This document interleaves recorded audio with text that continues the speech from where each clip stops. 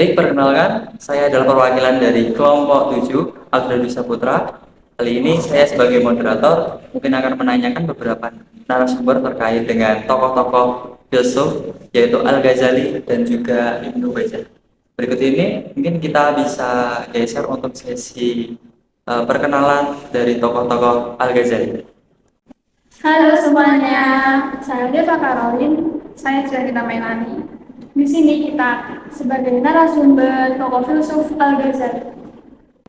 Baiklah, itu tadi adalah perkenalannya. Mari kita langsung masuk ke sesi tanya jawab. Untuk pertanyaan yang pertama, di mana dan juga kapan? Lebih tepatnya untuk tempat kelahiran dan juga wafatnya tokoh Al-Ghazali. Jadi, Al-Ghazali lahir di Tus, Iran pada tahun 450 Hijriah atau 1508 Masehi dan wafat pada tahun 505 Hijriah atau 1111 Masehi. Dan ia adalah seorang ulama Sunni dan beragama Islam. Baiklah, mungkin selanjutnya adalah mungkin Al-Ghazali juga memiliki pemikiran-pemikiran yang mungkin sudah tersebar di seluruh dunia. Dan juga sebutkan tokoh-tokoh yang terpengaruh dari pemikiran Al-Ghazali, terutama di bagian barat.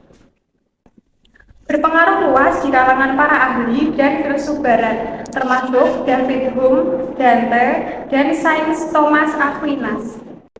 Mungkin yang kita tahu mungkin tokoh Al-Ghazali juga termasuk dalam tokoh di bidang filsafat, tasawuf, dan berbagai bidang lainnya. Nah, sedangkan pertanyaan selanjutnya adalah tolong jelaskan peran Al-Ghazali dalam bidang tasawuf dan juga mengintegrasikannya bidang tasawuf dengan bidang syariat.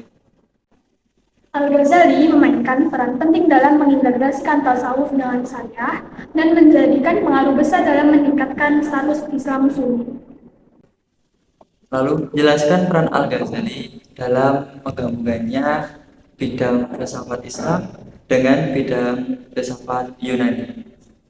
Al-Ghazali dalam pemikirannya menggabungkan filsafat dengan filosofi Yunani dan juga menggabungkan filsafat dengan tasawuf. Selanjutnya adalah tolong jelaskan peran Al-Ghazali dalam bidang filsafat dan juga teologi. Jadi, dalam bidang filsafat dan teologi, ia mengembangkan pendekatan untuk menyelesaikan ketidaksesuaian antara alam dan ajaran Islam. Pendekatan yang diterima oleh hampir semua teolog Muslim dan memiliki pengaruh signifikan pada pemikiran Latin dan pemikiran Eropa secara umum dari karyanya Tahafut al-Falasifah. Baiklah, untuk selanjutnya mungkin seperti yang kita tahu, Al-Ghazali juga termasuk dalam tokoh yang berkontribusi dalam bidang kedokteran, kosmologi, dan juga psikologi. Pertanyaan selanjutnya adalah tolong jelaskan kontribusi atau peran Al-Ghazali dalam bidang kedokteran. Dalam bidang kedokteran, Al-Ghazali mendalami ilmu anatomi. Ia menempatkan kedokteran sebagai ilmu yang terkunci dalam bukunya, yaitu The Revival of the Religious Science. Untuk pertanyaan selanjutnya, jelaskan kontribusi atau mungkin peran Al-Ghazali dalam bidang kosmologi. Dalam bidang kosmologi, Al-Ghazali berkontribusi dalam mengembangkan kosmologi, yaitu ilmu yang mempelajari struktur dan sejarah alam semesta berskala besar.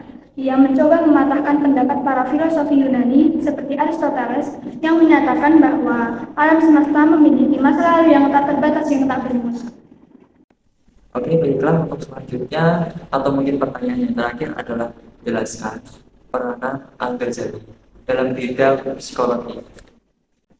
Dalam psikologi, Al-Ghazali turut berjasa dalam mengembangkan psikologi Islam dan psikologi Sufi.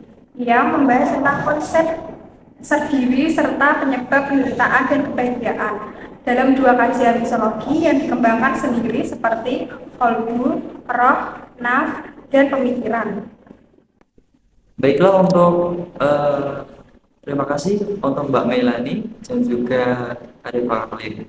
Nah, berikut ini adalah kesimpulan yang telah saya ambil. Kesimpulannya adalah tokoh Al-Ghazali memiliki kontribusi yang luar biasa dalam berbagai bidang, terutama dalam bidang filsafat dan keilmuan, termasuk kedokteran, kosmologi, dan juga psikologi. Pemikiran dari Al-Ghazali telah memberikan pengaruh yang signifikan dalam perkembangan ilmu pengetahuan di kalangan muslim dan juga di luar kalangan tersebut. Baiklah, itu tadi dari materi yang telah disampaikan narasumber untuk tokoh Al-Ghazali. Selanjutnya saya akan memperkenalkan narasumber dari tokoh Ibnu Bajjah. Halo semuanya, perkenalkan nama saya Tris Listiawati dan saya Nirmala Paramasti.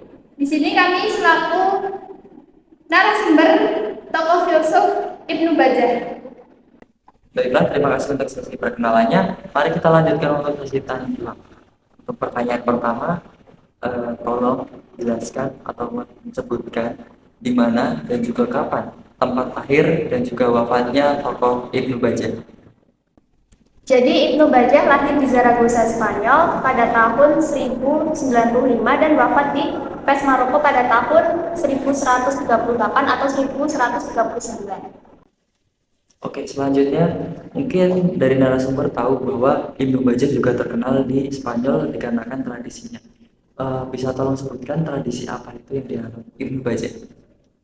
Ibnu Bajjah adalah tokoh pertama yang dikenal di Spanyol dalam tradisi filsafat Aristotelian Neoplatonik. Baik, karena Ibnu Bajjah juga terkenal di Spanyol, mungkin dia memiliki beberapa nama atau mungkin julukan. Dan juga tolong sebutkan julukannya.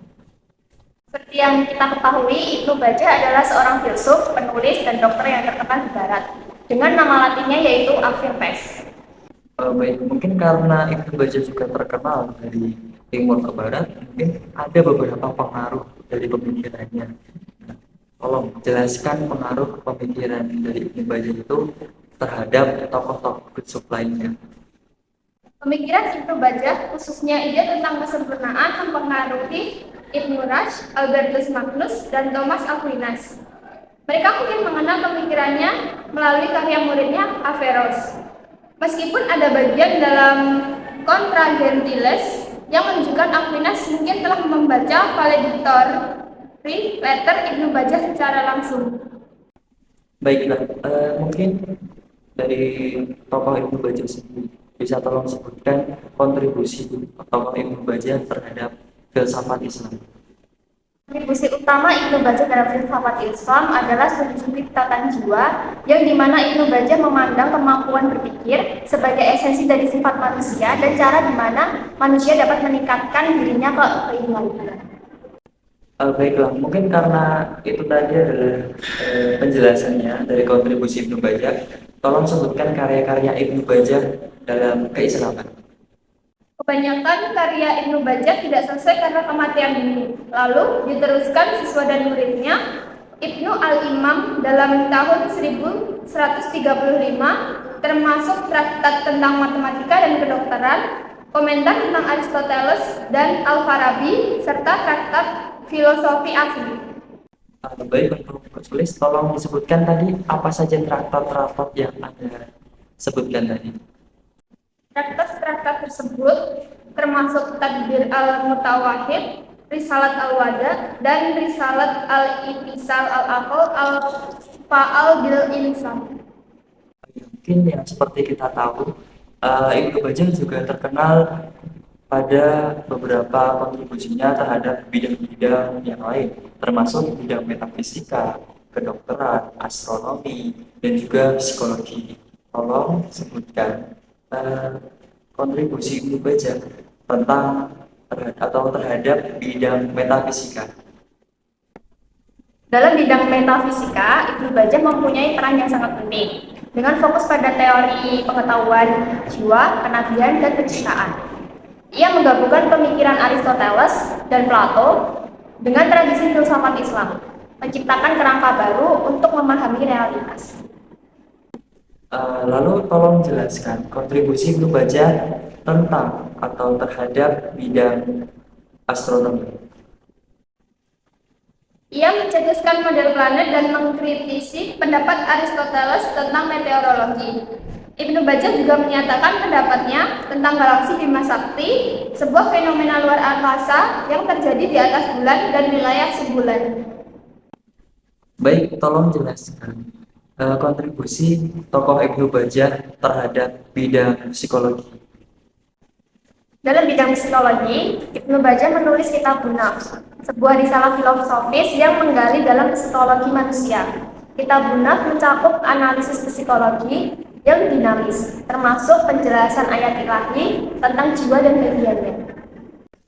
Baiklah, tolong jelaskan juga kontribusi Ibnu Bajjah terhadap bidang kedokteran.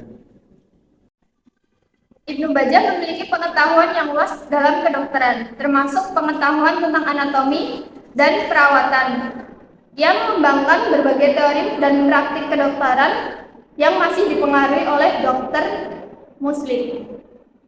Baiklah, itu tadi mungkin dari narasumber. Terima kasih karena sudah membacakan beberapa pertanyaan dari beberapa jawaban pertanyaan dari saya.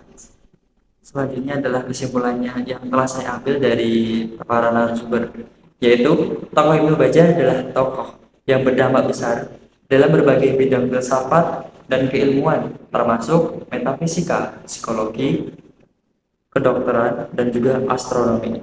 Meskipun karya-karyanya tidak sepenuhnya selesai, karya-karya yang tersisa menunjukkan kedalaman dan keaslian dalam pemikirannya. Baik, itulah tadi penyampaian dari kami terhadap tokoh-tokoh Ibnu Bajjah dan juga Al-Ghazali. Sekian dari kami. Apabila ada kesalahan, kami mohon maaf. Terima kasih telah menonton. Wassalamualaikum warahmatullahi wabarakatuh.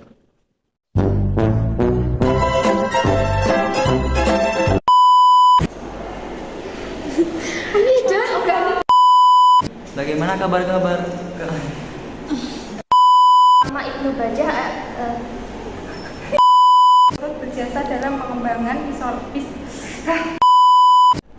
dalam bidang